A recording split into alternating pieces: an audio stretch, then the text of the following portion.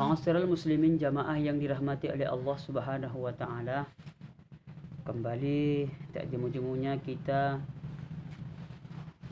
memuji Allah Subhanahu wa taala, karena dengan kekuatan beliau, karena kekuatan dari Allah Subhanahu wa taala, kita diberikan kesehatan dan kesempatan waktu sehingga kita dapat berkumpul di rumah yang bertuah ini dalam kajian kita tentang kajian Islam.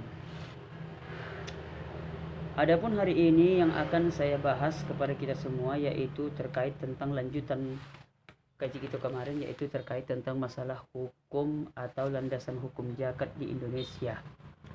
Tentunya zakat di Indonesia ini sudah begitu lama sejarahnya. Tentunya dengan ada landasan hukum, tentu kekuatan untuk pelaksanaan zakat ini akan terlaksana dengan baik. Pada zaman era Orde Baru, hukum untuk zakat itu belum begitu kuat. Tidak ada ketetapan hukum yang kuat. Kenapa? Karena pada saat itu kondisi negara Kesatuan Republik Indonesia dalam keadaan tidak begitu stabil. Karena masing-masing orang banyak membuat amil zakat itu secara pribadi-pribadi atau kelompok-kelompok. Tapi pada tahun 1999 nomor Undang-Undang nomor 38 tahun 1999 tentang pengelolaan zakat itu dibuatkan oleh pemerintah. Kemudian disusul Undang-Undang nomor 17 tahun 2000 tentang perubahan ketiga Undang-Undang nomor 7 tahun 1983 tentang pajak penghasilan. Jadi itu adalah merupakan putusan tentang perpajakan nomor 17 tahun 2000 tentang pengelolaan zakat. Kemudian di samping undang-undang landasan hukumnya, ada satu lagi hukum dari peraturan keputusan Menteri Agama atau KMA nomor 581 tahun 1999 dan keputusan Direktur Jenderal Bimbingan Masyarakat dan Urusan Haji nomor D tahun 2000 tentang pedoman teknis pengelolaan zakat. Nah, ini dia. Kenapa dibutuhkan undang-undang nih, ibu-ibu yang dirahmati oleh Allah Subhanahu wa taala? Agar supaya lembaga-lembaga zakat yang ada di seluruh Indonesia tidak menyalahkan atau tidak menyepelekan wewenang daripada tugas mereka, tidak menyalahgunakan wewenang orang itu. Kira-kira bentuknya seperti itu. Karena sudah kita ketahui bahwasanya zakat itu dibagi dua. Yang pertama itu adalah zakat fitrah dan yang kedua adalah zakat mal atau zakat harta. Zakat mal inilah yang akan banyak terjadi problematika tentang pengelolaan zakat. Kenapa? Karena zakat mal ini termasuk hitungannya banyak. Bayangkanlah misalkan ada seorang laki-laki, dia seorang pengusaha kaya, memiliki banyak harta sampai mencapai 500 M. Nah, kira-kira berapa lah zakatnya itu? Maka itu dihitung sesuai dengan ketentuan-ketentuan yang berlaku.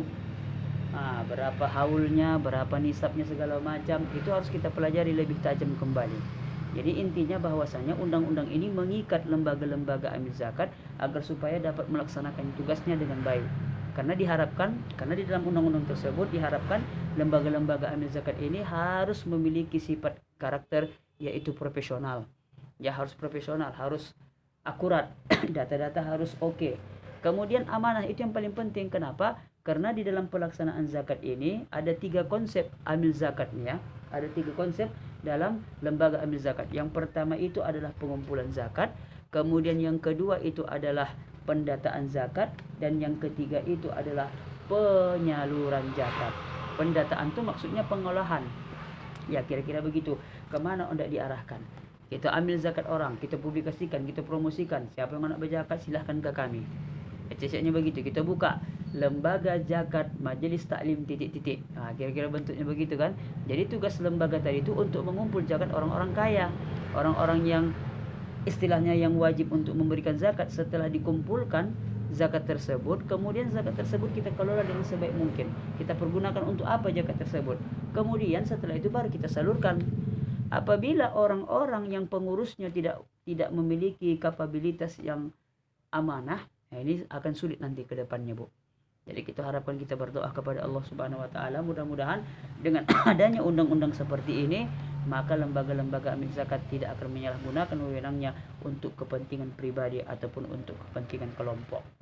Jadi intinya bahwasanya ya salah satu daripada tujuan kita dengan adanya undang-undang tersebut adalah agar supaya pengelolaan, pengumpulan dan penyaluran zakat sesuai dengan peraturan perundang-undangan yang berlaku. Kira-kira bentuknya seperti itu.